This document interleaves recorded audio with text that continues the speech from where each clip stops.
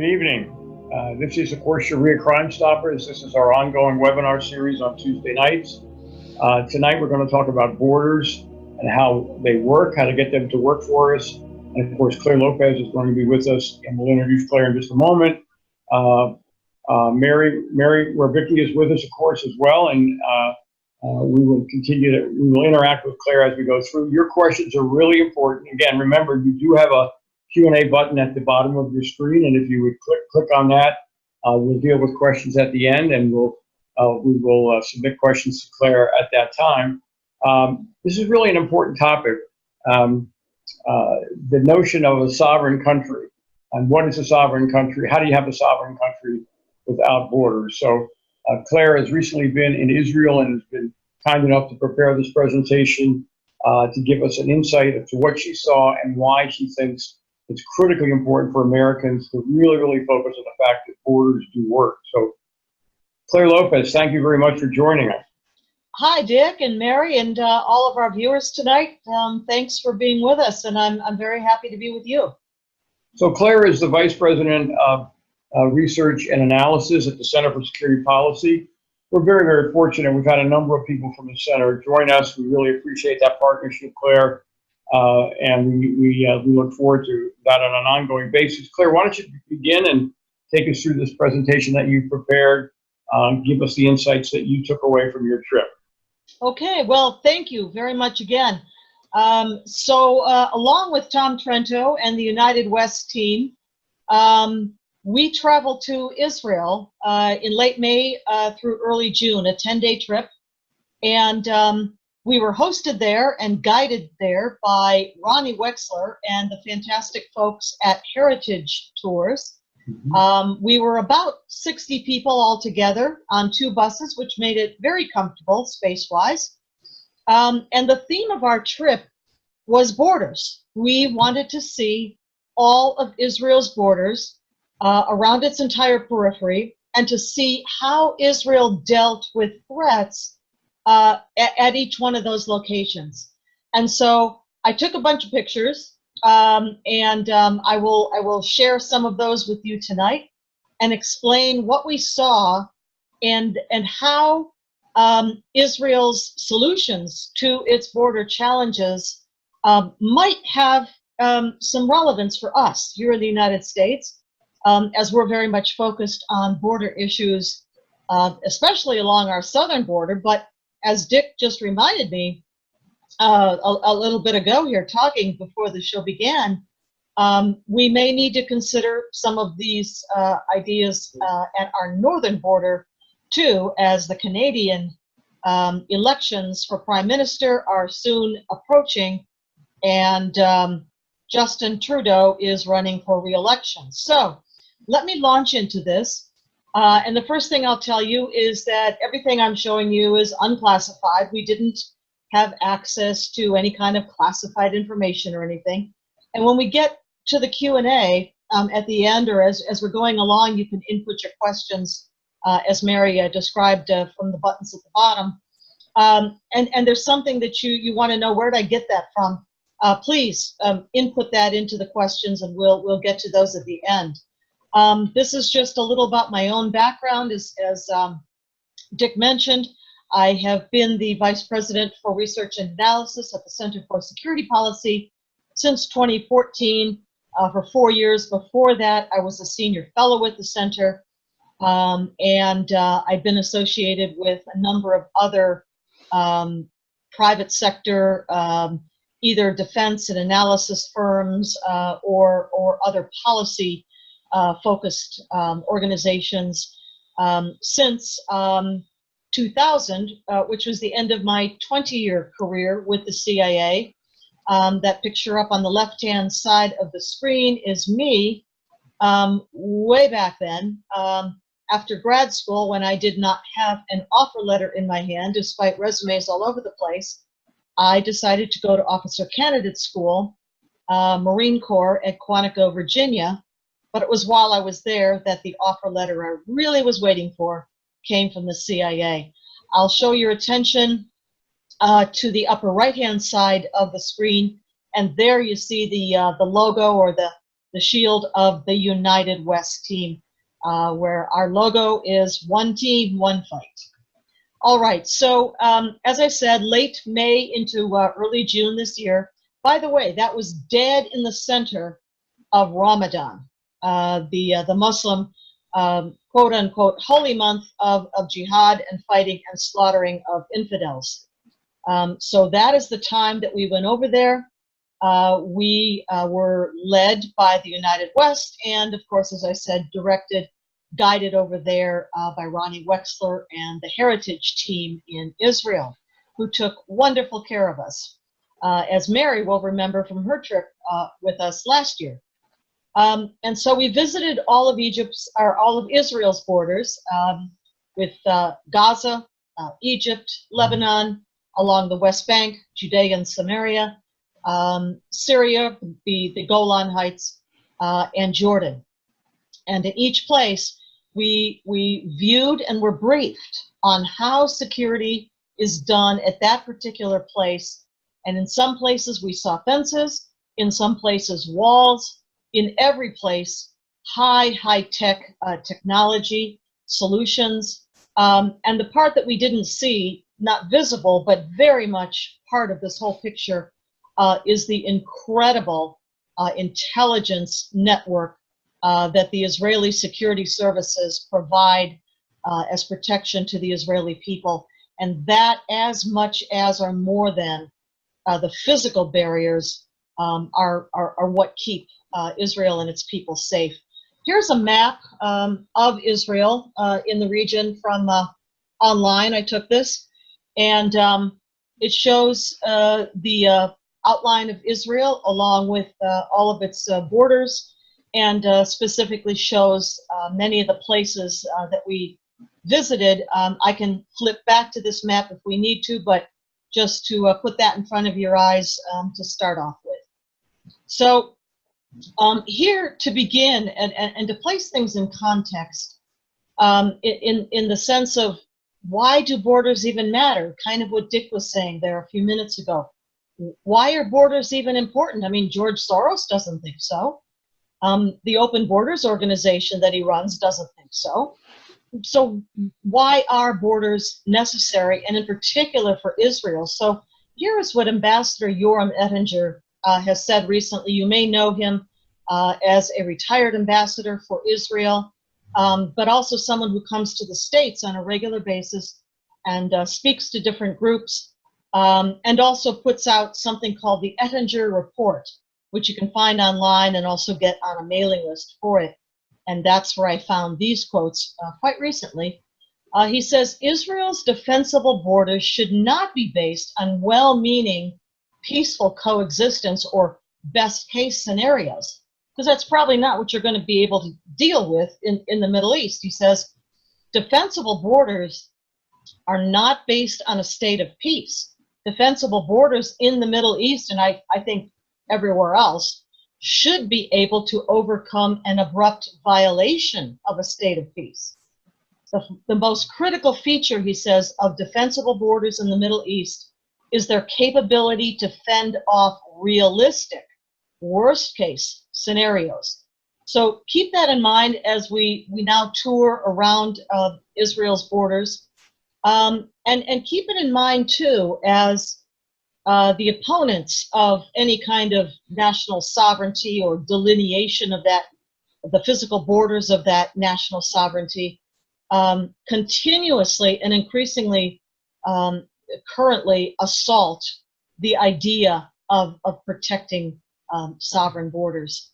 Yeah, So, Claire, let me interject you. Yeah, sure, jump in there. This might be a good time just to remind people, as we look at these border technologies that Claire is going to show us, think about the southern border of the United States as well as the vast northern border of America. Of course, we have lots of soldiers and we could post somebody every 10 feet, but in fact, that's impractical, and of course we have to use technology. But think about the worst case scenario. I mean, one worst case scenario certainly could be you can walk across the Canadian border, and we have a string of mosques all along the northern border with Canada. We also have, of course, the wide open border in the south. So just as we look at these technology, as we look at these pictures, imagine what might be defensible borders for America. Well, Thanks. you know, to your point, Dick, exactly. Look at the southern border these days, and we do not have security barriers, fences, walls, moats, alligators, or anything else down along a great part of that southern border.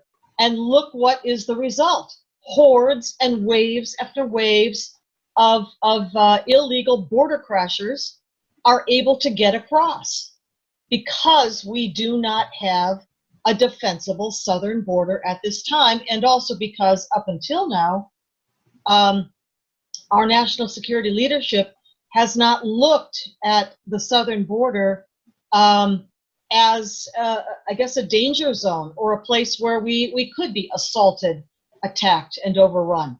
But now it's happening, isn't it? And keep that in mind for the northern border. Yes. All right, so let's begin along the northern Gaza border, which is our first stop. We all flew into Tel Aviv and stayed there for a couple of days and nights.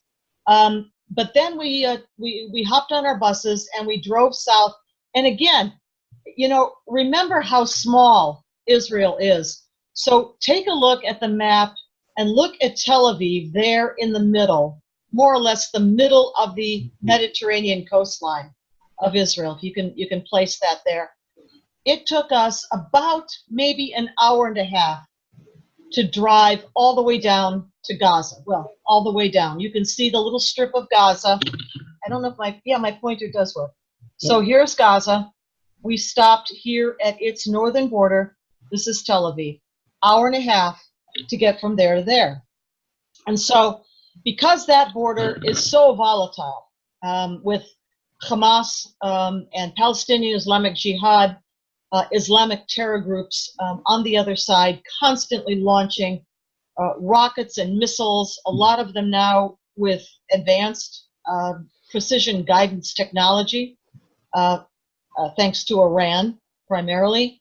Also launching balloons and kites with incendiary devices attached so that they fly over and land in on Israeli farms and burn the crops. And indeed, along our drive, we saw burnt out fields that had been attacked by these very primitive. I mean, you go all the way from the super, the advanced technology of a precision guided missile all the way to balloons and kites carrying flammable devices that burn the crops, burn the fields. So that is the reason at this place that a very serious concrete barrier is necessary, because right on the other side of that, on the Israeli side that is, there are ordinary towns and farms and kibbutzes where Israeli citizens live.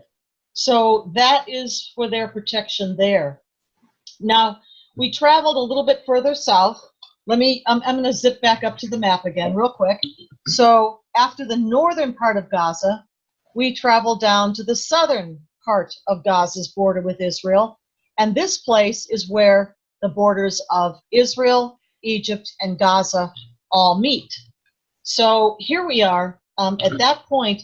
And it's the first time, I guess, that I actually realized that Israel had once had an illegal immigrant problem too.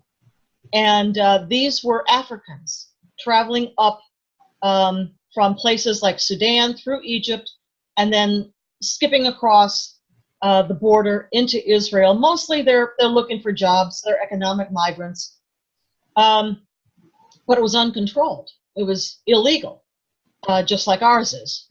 And so 6 years ago, in 2013, Israel constructed a smart fence along this Egyptian border. And you can see a picture of it here in the photo. In fact, it's a double line of fencing. So on the Egyptian side, the line of fencing is electrified. And no, they don't actually electrocute anybody. There are plenty of signs and warnings ahead of time. Nobody gets electrocuted, but it is electrified.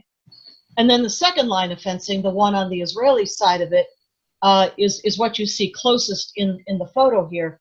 And that is the smart fencing. Now, if you look closely at this photo, you can see it's a wire mesh fence, right? And there isn't even any concertina wire or barbed wire part of it. It's mesh fencing.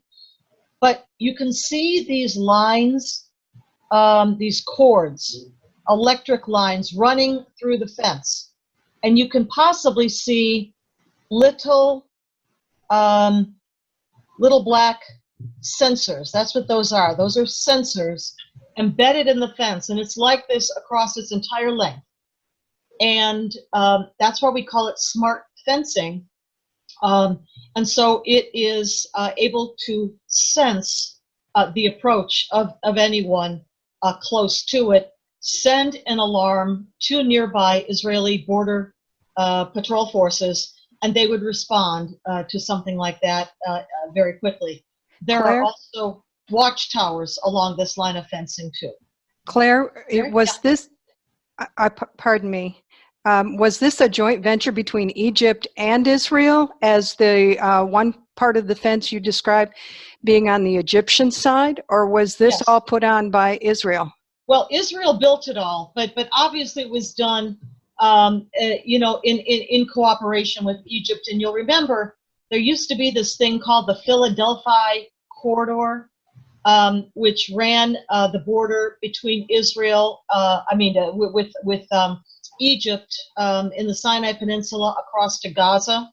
Now that would be, back to the map, that would be, all the way over here, Sinai Peninsula. That's Sinai Peninsula of Egypt.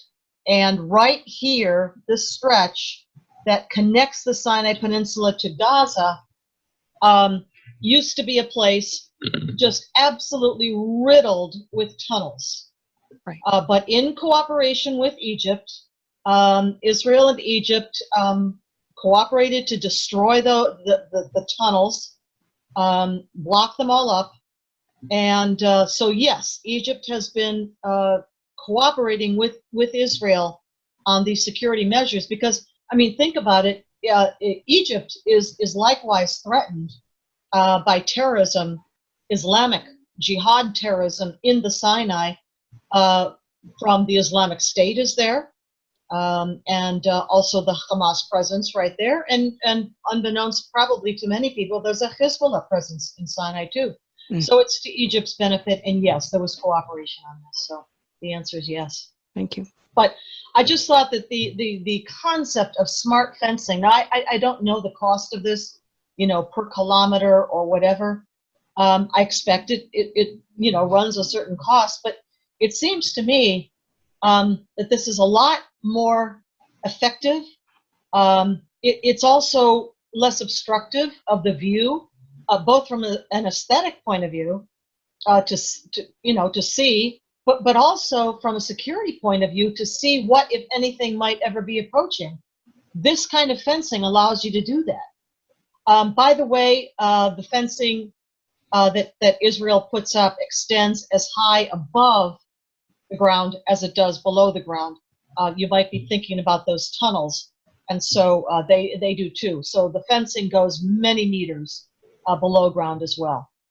Claire, did you have a conversation with people that built the fences, or the technology people? As a matter of fact, I had the privilege at the end of our tour in Israel, when we came to Jerusalem, to interview at our hotel in the lobby the retired IDF colonel. His name is Dan Tirza, Tirza,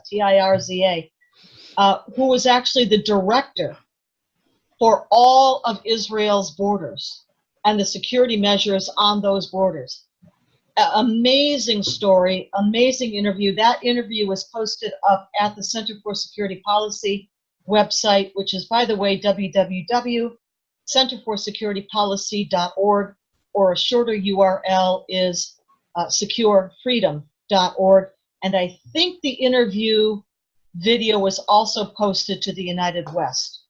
Anyway, that was an extraordinary opportunity for me, a privilege and honor to talk with him. But he explained how they came to the decisions they did for what kind of security and barriers were needed at each place. But Claire, can we make the assumption that everything we're going to hear and see today that Danny Terza and other Israelis designed, that information is shareable or has been shared. So we make the assumption that Americans or American experts like Danny, who may have learned or maybe contributed. So could we assume that every piece of technology that you're showing is available to Americans if they choose to use it, and if we could get one hesitates to assume anything, especially with regard to American national security leadership at the moment. It is certainly knowable. It is certainly available. Whether anyone at the Department of Homeland Security, Customs and Border Protection, has ever taken a tour like we did of these borders of Israel, or really, considered the kind of barriers, including this smart fencing, I just could not tell you. One hopes that they might, but again, one does not assume. Okay. So here is more of a view from along the Egyptian border. And again, what you're looking at is that smart fencing. I think you can see in this photo the line of wiring that runs through, a couple lines actually, that runs through the fencing for its entire length. This fence indeed is very, very long, but as I said, completed in 2013. And since that point in time, Israel has cut illegal immigration out of Africa to virtually zero. Amazing. Yes, I said zero.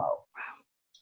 So I would hope that somebody might be paying attention to that. All right.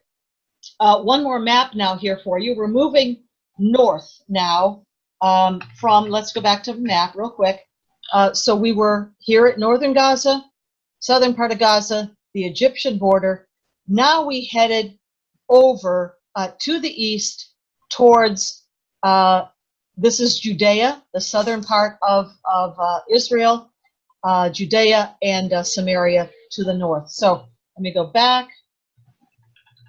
And I wanted to show you this topographical map of what's called the West Bank, Judea to the south, Samaria to the north, because of the incredible importance of the heights, of the high points in that territory. And so I've got another quote on the screen here, this one. And this comes from a retired, unfortunately now deceased, U.S. Navy Admiral named James Wilson Bud Nance, who also served on the Senate Foreign Relations Committee. But this is what he said about the West Bank. He said it's the prime strategic real estate in the area. Without the West Bank, most of the major population and industrial centers of Israel, remember, they run up and down the coast. Remember, Tel Aviv, somewhere in the middle here. You go north, it's Haifa, it's Herzliya. You go south and you come to Ashdod and Ashkelon. They're all stretched out along this coastline. If you're on these heights, you are overlooking all of that, and I'll show you photographs. But the topographical map first, and Admiral Nance here says that without the West Bank, most of the major population and industrial centers of Israel are easily within artillery range. That means Islamic terror range. The Judean mountains and the Samarian ridge, two lines of high ground that run down the north-south axis of the West Bank, afford complete domination of the area. So again, Judea in the south, Samaria to the north. Complete domination because they overlook the heartland of Israel, its population, and its industrial centers. So I just want to begin with that image of the map, and now we'll go look at some of those places. One more quote here that I just really wanted to include. This comes from Abba Eban, who many of you may know was one of the most wonderful statesmen that Israel's ever had. And he makes the point that what are called the pre-1967 borders of Israel, they're actually armistice lines. They're not borders. We use the term borders a little bit loosely, and I do too. But borders actually signify established boundaries of sovereign states. And because the final boundaries, borders around Israel have never been established, but only we are working with armistice lines, that is the ceasefire lines, after the 1948 War of Independence. So I'm making that distinction because I think it's important to keep that in mind as people are talking about, well, Israel has to stay within its borders. Well, those aren't its borders. That's just the place where the fighting stopped after the War of Independence. So Abba Eben here says, the map will never be the same as on June 4, 1967. He is referring to the Six-Day War of 1967, when Israel, in a completely defensive war of existence, really, captured what we call the West Bank, Judea, Samaria, and also the Golan Heights, as well as Gaza. He says, for us, this is a matter of security and principles. The June, that is 1967 map, is for us the equivalent to insecurity and danger. I do not exaggerate when I say that it has for us something of a memory of Auschwitz. In other words, existential. So I just thought, again, as we're considering the role of borders, this was really important in the specific Israeli context. So here I am in this photo, up on the highlands. Remember the topographical map, this part up in here, right, of Samaria, overlooking, as what you can see, farmland. It's all farmland. It's civilian farmland. There are villages down there. This was a kind of a cloudy day. It's not real clear, but we were told that on the clearest of days, you can see from here where I am all the way to the Mediterranean Sea. Again, how small Israel really is. But the point being that anyone that controls these heights controls the ability to attack from those heights down onto this farmland. And that's what happened over and over and over again between the end of the War of Independence for Israel, 1949, and 1967, when the Israeli Defense Forces conquered this terribly, terribly strategic land, the highlands there. So Claire, I don't think we want to go deep into this, but the notion of a two-state solution and all of that, it's really, really important to understand whether there's any practicality to where different how those solutions might work. They need to be very, very carefully considered, including what you just talked about in terms of the strategic nature of, I guess we're going to call it Samaria and Judea. Yeah, I mean, realistically speaking, for its survival, Israel can never relinquish security control of these highlands. It just can't.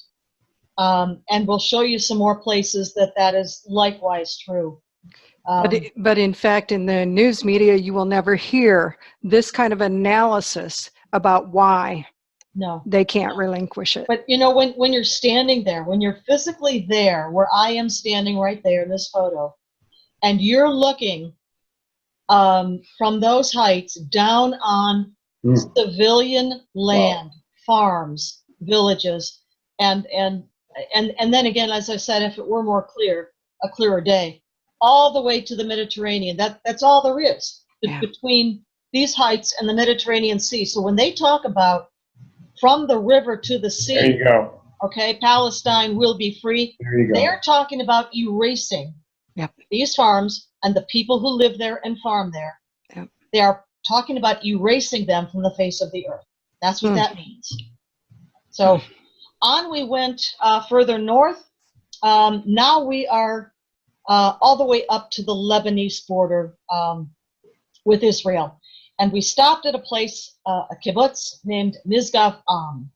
And this is the gateway to it, or one of the entry points to it. This kibbutz was formed in 1945. So that would be 3 years before even the Israeli modern-day nation-state of Israel was established, and before the War of Independence. And this kibbutz and the people on it were very much involved in defending Israel's northern border during the War of Independence. Remember what happened, right? So the United Nations, the successor to the League of Nations, in 1947 decreed, voted, and agreed that the British mandate called Jewish Palestine, which had been held by the British, encompassing all the area of the Levant, except to the north. Lebanon was held by the French, but the British held what was called the British Mandate. And the United Nations decided that that mandate, which the British, by the way, took from the Ottoman Turks in World War I, when the Ottoman Empire fell apart and was defeated in World War I, British held it ever since after that. The United Nations decided that that mandate would be divided between the Arab people who lived there and the Jewish people to reestablish a modern-day nation-state in the land of their ancestors. And so in 1948, the Israelis jumped at the chance, and as you'll recall the famous, speech, the black and white photos, I guess, of Ben Gurion, David Ben Gurion, declaring the modern-day state of Israel. They jumped at the chance to establish their own state, even though they really got the short end of the stick. They were supposed to get all of what is considered today the modern-day state of Jordan, then called Transjordan or Cisjordan. But at the last minute, the Brits had an attack of sympathy, I guess, for the family of the modern-day monarchy of Jordan. That would be the grandfather and then the father of the modern-day king of Jordan, Abdullah, because they had been kicked out of Saudi Arabia and control over the holy city of Mecca. And so the Brits had this attack of sympathy and gave them the huge chunk of land that was supposed to go to the Jewish people, gave it to the king, who became the king of Jordan. Jordan never existed before this, by the way. In history, there was no such place as Jordan. It didn't exist. Anyway, that cut the territory left to form the modern-day state of Israel way down. But nevertheless, they jumped at the chance to form their own modern-day state in the land of their fathers, and they did so. But immediately, I mean, within the day, within 24 hours, 5 Arab Muslim armies attacked Israel from every side. You had the Egyptians, the Jordanians, the Iraqis, the Lebanese, the Syrians, all coming over the borders, the brand new established borders, attacking Israel. They fought for their lives. They fought for their existence. They fought for their brand new state, and they won. This kibbutz was on the front lines of that fight, and they survived. They held the kibbutz.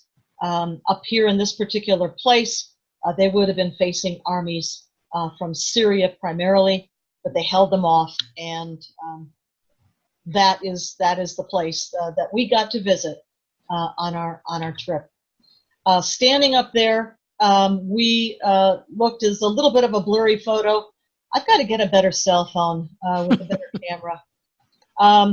But in any case, this is looking north into Lebanon. The piece of land on which this kibbutz, Mizgaf Am, sits is a kind of a finger. Let me see if I can go back to the map. I know I'm going back and forth here, but come back with me and look way up north here to this part, right up here.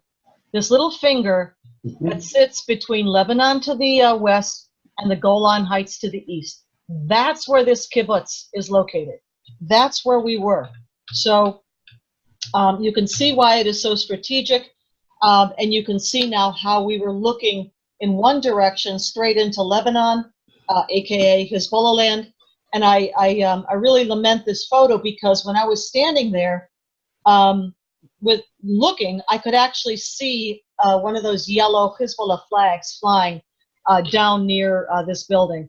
But because my camera is so crappy, the flag didn't really show up, but it's there. The flag is there. We could see the Hizballah flag flying.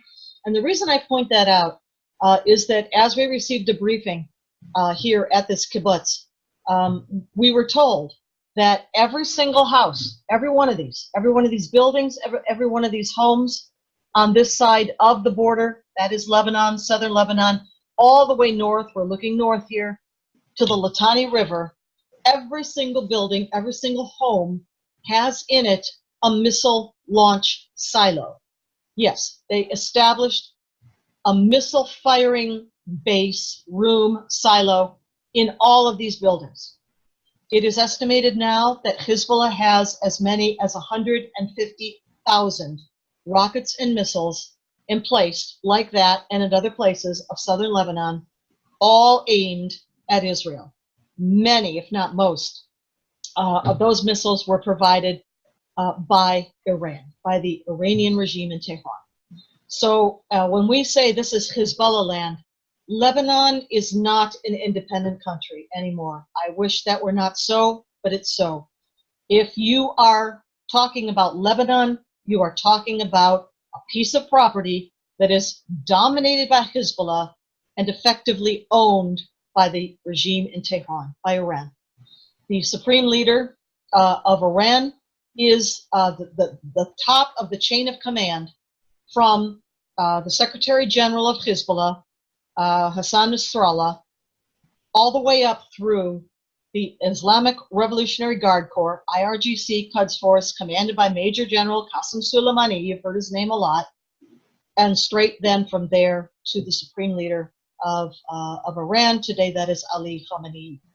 And so when we say, you know, this is Hizballah-land, it really is. Lebanon is not free anymore. It is not independent. Its president, Michel Aoun, the leader of the Christian Maronite forces dating back to the Civil War, the horrific Lebanese Civil War between 1975 and 1990. He and his forces and the entire community of Lebanese Maronite Christians, who, by the way, are Catholic, they are subordinate to the Vatican in Rome, they formed a formal alliance with Hizballah, including, by the way, the Maronite Catholic Church. This is what I mean, the subordination to the Vatican. Formed an official liaison, memorandum of understanding relationship with Hizballah, dating back at least 13 years now.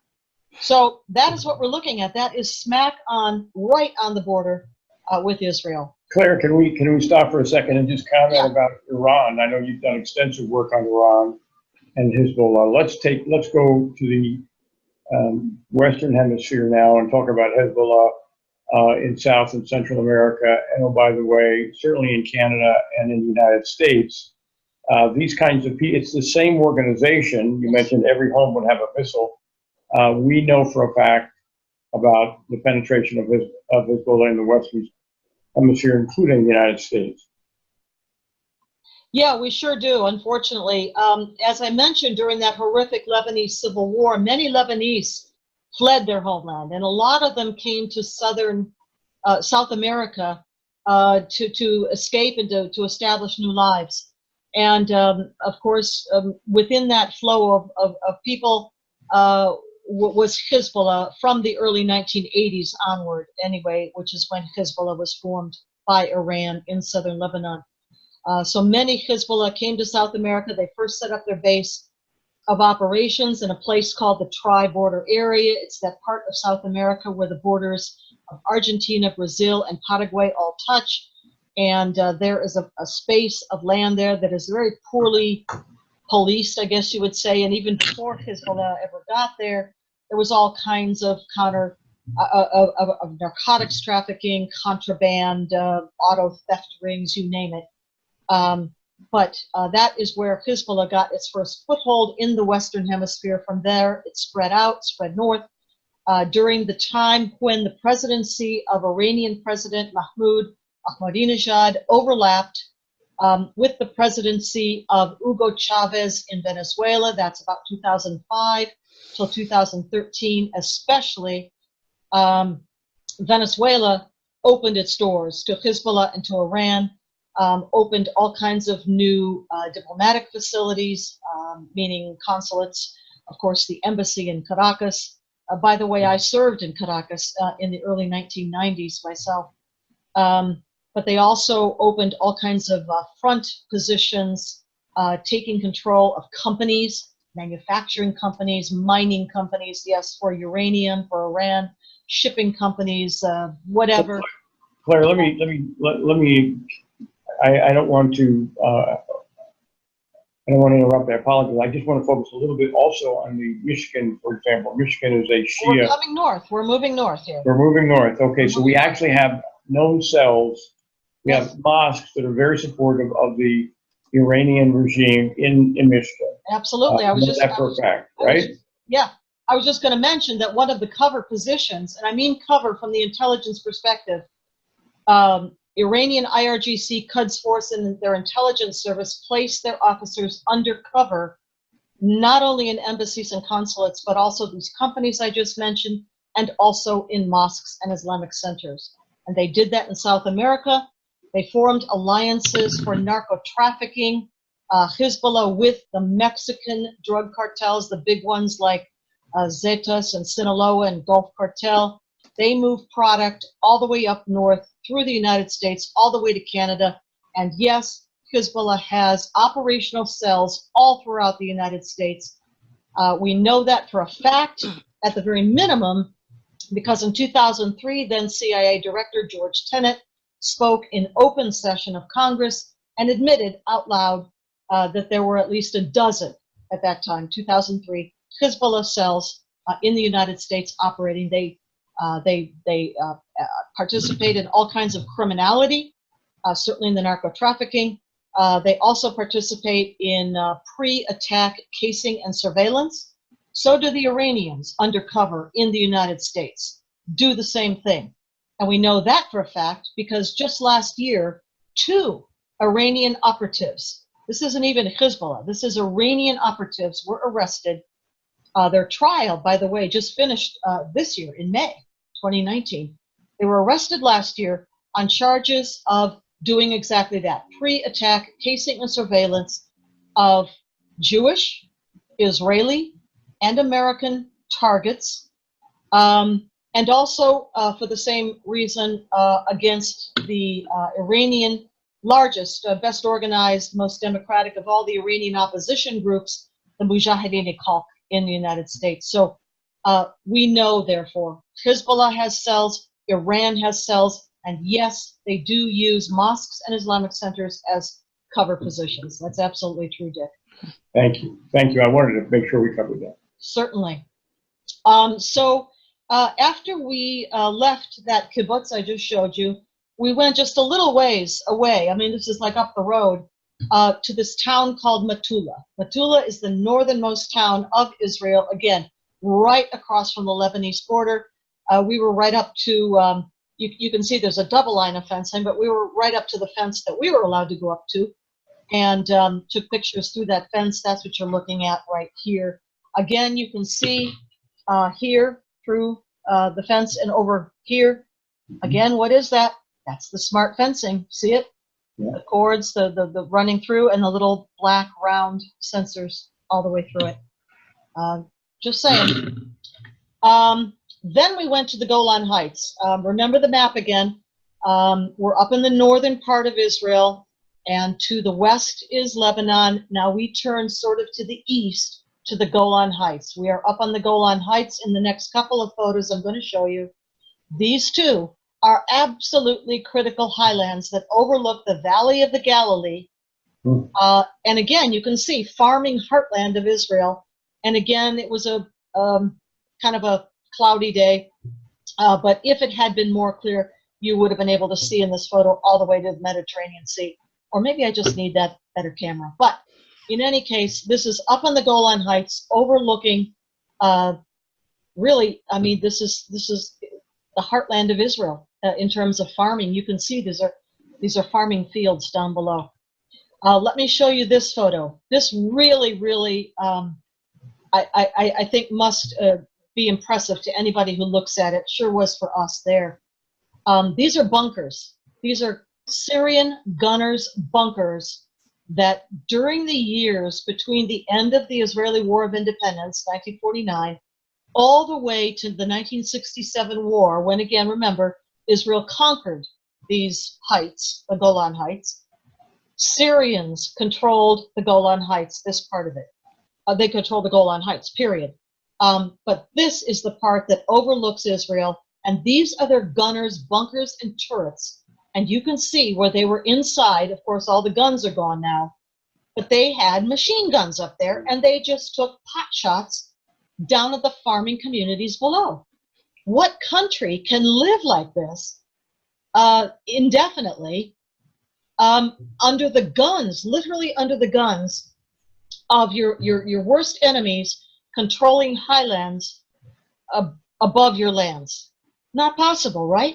And so even while we were there this year on the Golan Heights, excuse me, we heard the news that not only had President Trump acknowledged Israeli sovereignty, the critical necessity of Israeli sovereignty in perpetuity of these heights overlooking Israel, but that in gratitude, by the way, the Israelis love President Trump, absolutely love him.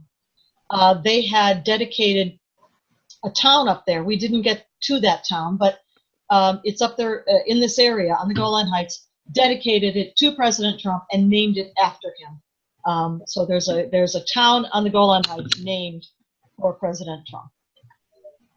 Oops, those are live. Come on, move. Yeah. Okay. I don't know how these photos get live like that, but they just do that. So the next stop we made was again, or still on the Golan Heights. And here we visited a site of an absolutely critical and desperate tank battle from the 1973 Yom Kippur War. Remember, that was the time, that was the war when Israel got taken by surprise. They just somehow missed, didn't heed the warning signals of the armies gathering, converging on their borders. And in the very first days of the Yom Kippur War, as you might remember, Israeli forces took humongous casualties all around Israel, all around the borders, and were thrown back. All right, looks like we have a momentary interruption. Yeah. Let's see if it'll come back. Mary, are you there? Yes, I'm here. Okay. Everything seems fine to me. Okay. What? Well, I will share with you sometimes when there's a weak internet connection, Zoom, the technology that we use will work to reconnect it. Everything looks fine. Let's keep going. Go ahead, right. Claire. Okay, so we're talking about this desperate 4-day battle between hundreds, literally hundreds of pieces of Syrian artillery, APCs, and tanks against literally a handful. It might have been 36 Israeli tanks up there in this place on the Golan Heights. It's called the Valley of Tears. There's the sign that we passed on the road going to it. And this is the place, this plain, this area on the Golan Heights. These are Israeli tanks they have left in position up there to show, you know, where the battle took place. There's a marvelous short film, like 20 minutes long or so, that depicts this battle for us and shows footage from the time, interviews with some of the tank commanders who were quite young men at that time, and now we're doing the interviews in this film, and then also what would you call them, artistic or depictions of the pieces, you know, in colors. This side is red, that side's blue, to show the movement of the tanks. And all of this is interwoven into the film, which is just an amazing, you know, story that the Israelis won. After 4 days, they succeeded in holding off the Syrian forces. And again, if the Syrians had broken through at this point, their way to the Mediterranean would have been clear, and they would have just annihilated everything in their path. It didn't happen. The Israeli tank commanders staged a remarkable battle. Okay, we are going now south. So if you can picture this, we are now headed south along the Jordan River and the Jordanian border. Again, this is an area that Israel retains security control over and must retain forever security control over. This is one of the places from where Arab armies attacked Israel in the War of Independence in 1956, in 1967, in 1973. They have to control the security at this border. So here we are along the border. And again, you can see here, best here, I think, the smart fencing that they've got up along that border. Here is Ronnie Wexler, our tour guide, and here is Tom Treadto, of course. And they're explaining to us something unique. And this right here, behind Ronnie Wexler with the yellow gate, is a bridge over the Jordan River. And as they explained to us, this is privately built and privately controlled, a bridge. Unlike all the whole rest of the extent of the fencing and the boundary there, this was to build a bridge between Israeli-controlled territory and Jordan. So we just thought that was a very interesting place to stop, and they explained that to us at that stop. We're moving again. Now we were at the Jordan River, and I'll just say I don't have the photos in here because we don't have all that much time, but we stopped at the Jordan River where a number of people did baptisms, but we also had a wonderful and a moving ceremony there. This isn't about borders, but the ceremony was to plant a tree on the shores, on the banks of the Jordan River in honor of Aaron Vaughn. Aaron Vaughn, as many of you may know, is the son of Billy and Karen Vaughn, who were on the trip with us. And Aaron, along with his SEAL Team 6 fellow soldiers, Navy SEALs, was killed in the shoot-down of a helicopter whose code name was Extortion 17 back in August 2011 in Afghanistan. Shot down by the Taliban, shot down because the United States government, senior military leadership, refused permission to clear the landing zone for this unarmed troop transport helicopter with Aaron Vaughn and his fellow SEALs on board to land. And so they had to come in to land in a hot zone. Why? Because somebody on some drone feed back in the wheat fields of Kansas saw a bunch of goats and a goat herd down below, and they didn't want to hurt them. So what happened? The entire helicopter of 32, I forget the exact number, of Navy SEALs, elite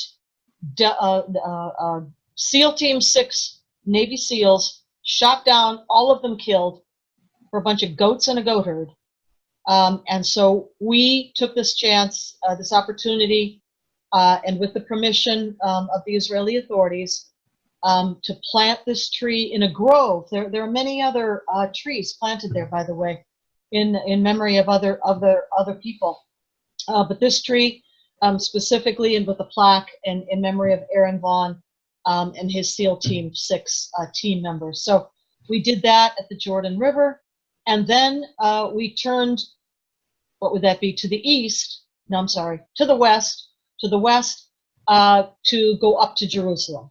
And Claire, if I might, up to Jerusalem. Mm-hmm. If I might jump in just real quick, anybody who's interested in seeing the video from the Aaron Vaughn tree planting, it's out on the United West Tour Israel page. We have quite a few videos out there about what went on with the walls work and Aaron Vaughn's tree planting, and there will be more. So please follow that, and you will get to see the wonderful ceremony that Claire speaks about.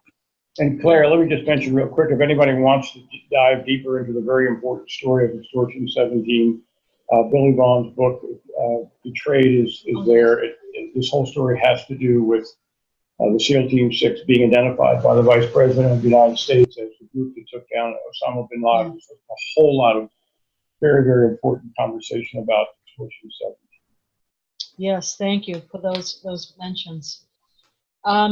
So then our buses took the road to climb up to Jerusalem, and we arrived there towards the end of our Israel trip, and we saw this border crossing area.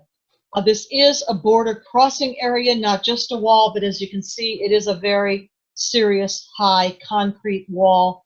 And again, the reason is that when they decide to put walls like these with the huge concrete slabs, it is specifically to impede shooting, firing that was coming across, again, targeting Israeli civilians, not just in their homes, but on the roads, in their cars. But this is also a border crossing point, and you'll see the yellow gate back here, through which passes quite a bit of traffic every single day. Not in the photo, but just to the right, screen right, is a very impressive building, bomb-proof, everything-proof, through which border crossers pass to be allowed to continue and to cross over from the other side of that fence, the other side of that wall, into now completely undivided, eternal Israeli capital city of Jerusalem. By the way, our tour last year, when Mary was with us, we were in Jerusalem on the occasion of the moving, the official date of the moving of the U.S. Embassy from Tel Aviv to Jerusalem. And what an occasion that was. People Amazing. Just delirious with happiness. American and Israeli flags flying from every telephone pole in the city, I think. Posters of President Trump's photo with Trump. How did it go, Mary? Trump make Israel great? No, well, Trump is a friend of Zion. I know that was one of the Make Israel great, I think. Yeah, so and then Trump is a friend of Zion. Yeah. It was marvelous. But anyway, so here we are in Jerusalem. Oops, live photo again. And Right here. I'll conclude here with a photo of the ancient walls of Jerusalem here. Now these walls have been breached, destroyed, and rebuilt many times throughout history. And the walls that we see today were built, I believe it was by the Ottoman Turks. Those are the walls we see today, right there.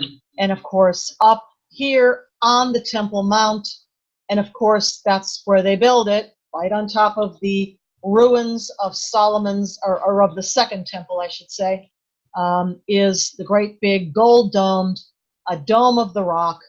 This is the place they built in triumphalism. Muslims built over the place where they believe was located the rock from Genesis, the Old Testament, where it is written that Abraham was about to sacrifice his son. Jews will say that was Isaac. The Arabs, the Muslims say that that was Ishmael, but nevertheless, the rock. So this is not a mosque, by the way. This is not a mosque, but it is a sacred site. And I don't know if we can see. Yeah, we can.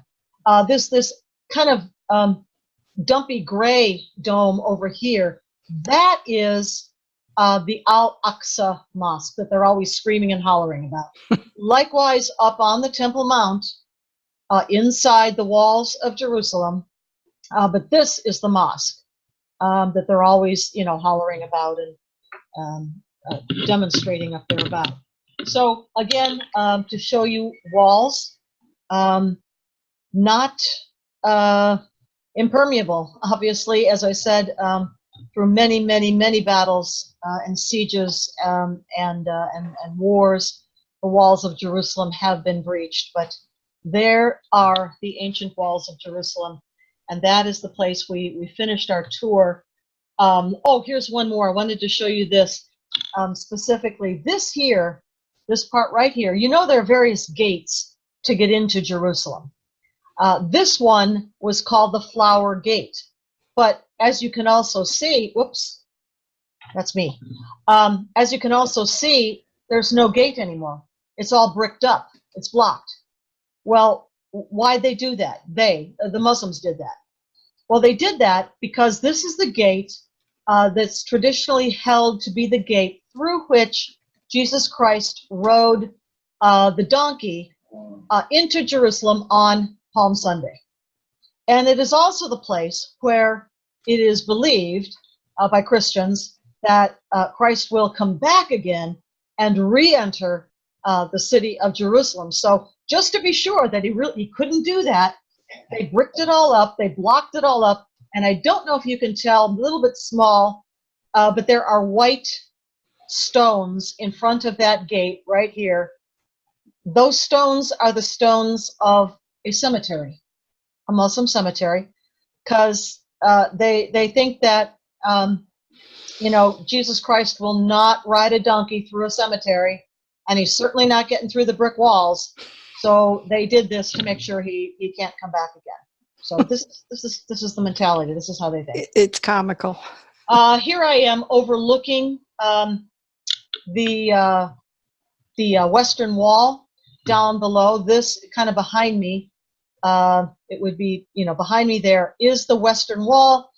That is the last remaining support structure wall of the Temple Mount. All of this again, Temple Mount up here, Dome of the Rock, ugly little Al-Aqsa over here, poor thing. And you can see worshipers down below here at the wall. That is the closest they can get to whatever remains of the Second Temple, which is, as you know, destroyed by the Romans in the year 70 after the Jewish revolt. But this wall was left, and so that is where they come to pray. So here we are overlooking that. And I will leave you, this is the very last slide, one last slide. This is not from Israel, but I just wanted to show you one more view of how things could be done. This is at the Hungarian-Serbian border.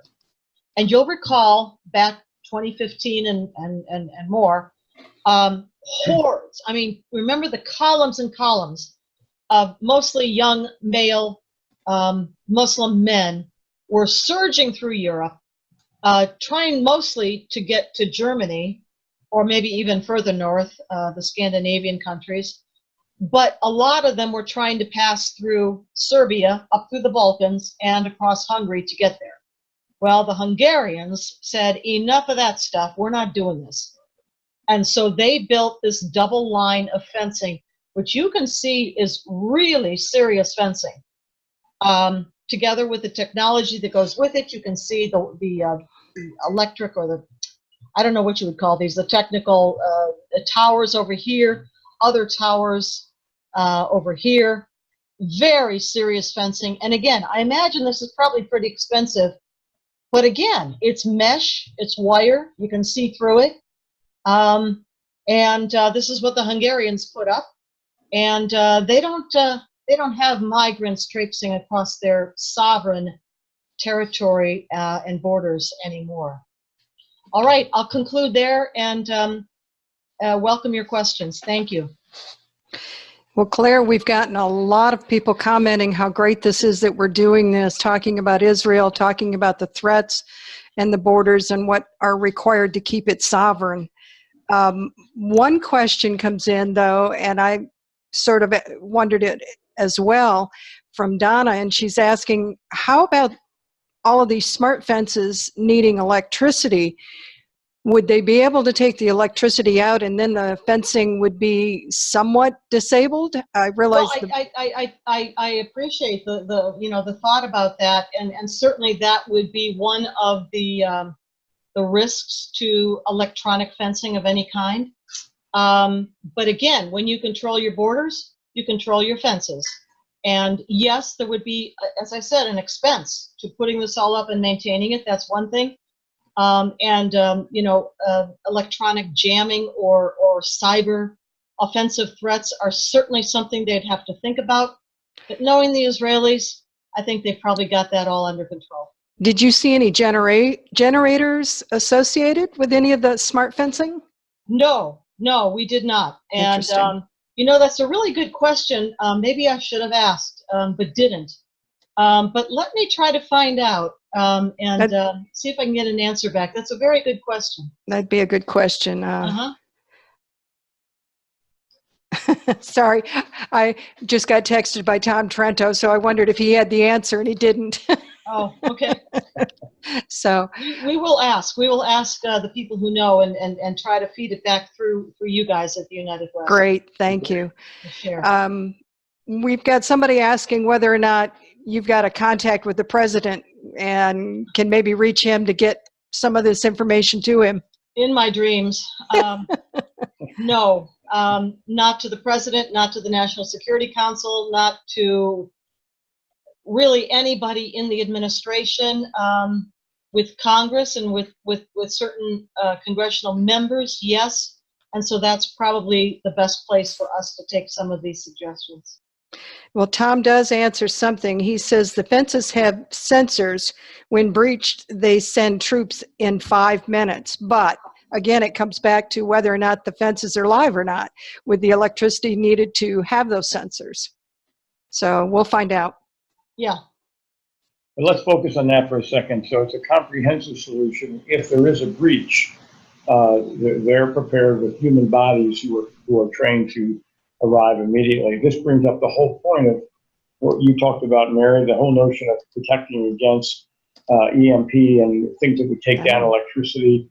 It's a comprehensive solution that's required and the will to do that. So good question from Donna. Mm-hmm. We also have some questions on whether or not you are what your contact is, because people are asking about a radio show that they might invite you on. Oh, so. Sure. Well, look at this screen that is up right now, the question screen, and look below. You will see our 2 URLs to our website.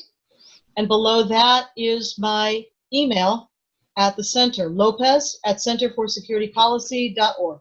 There you go. Please write me anytime. I'd be very happy to come to wherever you are and meet with you, speak with you and those there. Excellent. That's all the questions we've got there. Dick? Well, Claire, thank you so much. I think we might want to just speak for a minute about the notion of sovereign nations. We talked about it a little bit.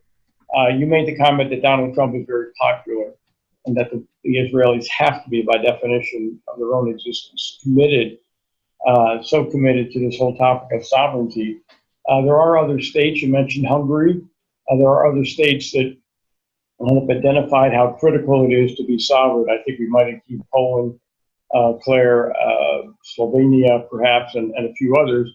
This whole notion of the countries that take their sovereignty seriously and will build walls, will use whatever technology necessary to preserve their rule of law, their constitutions, etc. And this is really where Donald Trump has gotten great support around the world from those sovereign nations that continue to want to be sovereign, as opposed to the other people who want to be completely open. That would include the globalists, that would include both Democrats and Republicans in America who want to be globalists, and theoretically, some of them maybe think they're going to become even richer than they are because they're globalists. But this is a dichotomy of the world. We have people who are globalists versus people who really support the notion of sovereign nations.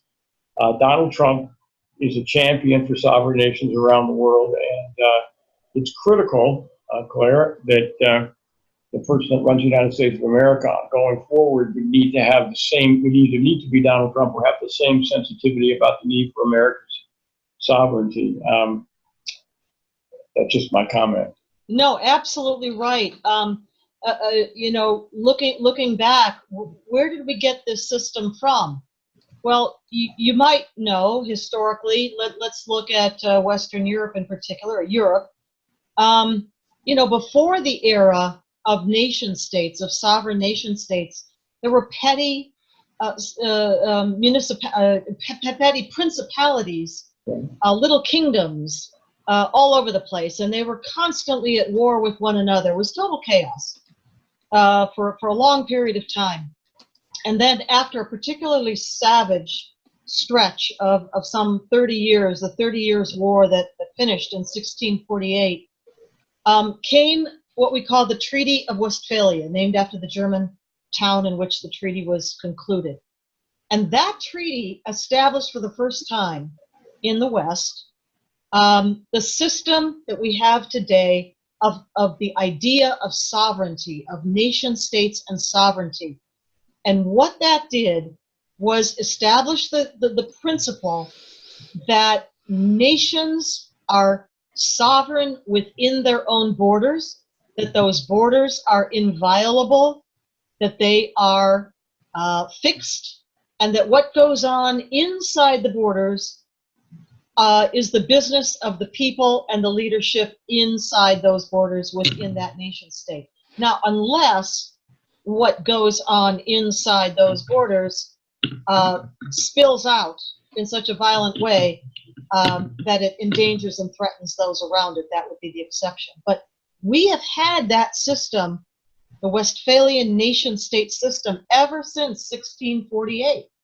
And it works kind of well, except when tyrants, and typically tyrants are all the same in this respect, be they Nazis, communists, Islamic armies, they all want to erase the national borders and combine things in some sort of global system. The Nazis made a fair try at the conquest of all of Europe. Almost made it, almost managed. Imperial Japan did the same thing in East Asia. Erased borders, tyrannical control over everything. The concept of the Islamic Caliphate, Exactly. the Islamic State, is the same idea. Tyrannical control from the top over everything, no lines, no borders, no nation states, no sovereignty. And where we of the West stand in difference to that is that we believe nations are sovereign and that the people within those nation state borders, individuals, have the right to participate with consent in their own governance, with individual liberty. These are all concepts of the West. These are concepts based in Judeo-Christian faith and doctrine. They are not principles of Nazism, communism, the Islamic State, or globalism, either of the George Soros open society variety. So this is what we're defending. This is what we went to see in Israel and how they defend it. It is the concept that we, the people, are sovereign within our own defensible borders. Those borders must be defined, delineated, and defended to mean anything. And that is what the forces of tyranny seek to destroy. And that's really probably the number one issue going forward. We are on the brink in America. Some people think we have a kind of a civil war going on in America. Some people think we have a Cold World War going on. The notion that we could go from a nation state and dissolve into a collection of, you might think of them as principalities. An old-fashioned word for that would be tribes or mobs or gangs within the boundary of what we call America. So this is, and I think studying Israel is really, really important, Claire. So we want to thank Clare Lopez from the Center for Security Policy for being with us tonight and bringing us through the pictures and the stories of reality of what it takes. And again, I think, Claire, you've given us this notion of what a comprehensive solution is, because behind all of what we can see is an intelligence network that is watching all kinds of cyber traffic and, is basically on top of things just because they need to. They have to survive, and it's a great reminder for us what we're going to have to do. The question is, the Israelis have the will. Does America have the will to protect itself and keep itself as a sovereign nation. Exactly, Dick. So I thank you, the Sharia Crime Stoppers, Mary, for all of your technical help and support, the United West, for everything, including the wonderful tour, the wonderful trip we took, Ronnie Wexler and his team at Heritage, and all of you for coming on and spending this much time with us tonight to listen to our presentation. Thank you all. Thank you very much, Claire. We're just going to do a little administrative work and talk about what's coming up. By the way, this is kind of a timely situation here. We want to be sovereign. We want to have one system, the U.S. Constitution. There are people who want to run parallel systems within America, and some of those people, of course, are Sharia compliant people from the Muslim Brotherhood. Here is a leading up to where we're going next week, and this is just an announcement. Next week, if you're in Washington, D.C. and you want to attend a conference of the Muslim Caucus, you certainly could register and attend. You would therefore then see people in the news like Rashida Tlaib and Ilhan Omar, who are congresswomen. You would also see the Attorney General of Minnesota, Keith Ellison, and others who are involved in the notion of grooming, recruiting Muslim candidates to run at all levels of the American government, state level as well as federal. This is a two-day conference teaching people how to run their own campaign to be elected even though they're Sharia compliant, which of course some people might think is a contradiction. I want to make sure that you see there's one picture on the far right. That's a very important person. That's be a person named Abdul El Said. We know Abdul very, very well because the United West led a campaign, Tom Trento and team and Laura Loomer into Michigan. This gentleman ran for the governorship of Michigan, and he did very, very well. He got 340,000 votes. That's many, many more people who voted for him who are not Muslim. And so there's an attraction to Sharia compliant candidates who will run on the left, the far left. They will be Bernie Sanders, except they're Sharia compliant, and they will gain ground. They will gain votes. And this is a training program actually in the nation's capital next week.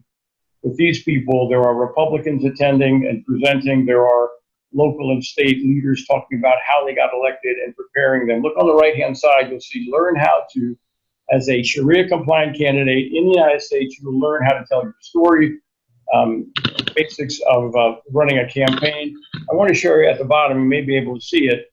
There's a very specific point. It says, don't call it Sharia law, and it trains them how to deal with the smear tactics that they would suggest people who would ask questions about how can you be a Sharia compliant candidate, Abdul, which was the question. How can you be a leftist who's supporting gay rights, but you are Sharia compliant? What is the deception that's going on? And that's really our topic next week. Next week, we're going to have a retired Los Angeles Police Department detective. That would be Dr. Steve Kirby. And Dr. Steve Kirby will take us through how to vet candidates, including candidates for office who are Muslim and Sharia compliant. And in fact, now you've got candidates in office. How do you hold Muslim public officials accountable when we know that there's a direct conflict with the First, the Eighth, and the 13th Amendment of the Constitution? So that's where we're going next Tuesday night at 7 o'clock. We're going to invite all of you to join us. Again, Mary, do you have any comments to close us out? No, I think Claire did an excellent job explaining why walls are critical to keep a sovereign nation, especially in Israel, and how well they've done it and how they have proceeded to protect their citizens. So we've gotten so many comments for Claire that said this is a critical piece of information that everybody should hear. So I'm hoping people will take this information and share it. One other reminder, we have a radio show on Friday night, and this is an interesting topic. This is Sharam Hadian, a former Muslim who is now a Christian pastor, and he's going to talk about how the social justice pastors are cooperating, and in some cases being hired by the Democratic National Committee in preparation for the 2020 election. This makes the point that the battleground is your local church, whether they're social justice pastors or perhaps biblical-oriented pastors, and of course rabbis in the same category. We are basically looking at the 2020 election and the Democrats are absolutely wooing and capturing the loyalty of social justice pastors. The other topic that Pastor Shahram Hadian will address is this whole notion of what he calls the upper house, what Islam calls the upper house. The upper house is a place where the Sharia folks can take off the covers and be Sharia compliant out in the open. That would be the way they function in London, for example. Well, he will talk about the criteria for entering the open house. We'll discuss whether or not Minnesota and perhaps Michigan are approaching the upper house. And when you see the poster that you just saw about the training session next week in Washington, D.C. to train more and more Muslim candidates for public office, remembering that they are somehow going to take the oath on the Quran in direct opposition to the principles of the United States Constitution. Frightening. So, Shahram Hadian on Friday night. With that, we will remind you that we are the Sharia Crime Stoppers. We're proud part of the United West, and we appreciate any support you would like to submit to the United West to keep us going. We hope you've gotten a lot out of our programs, and we would invite you to join us next week. Good night. Thank you. Good night.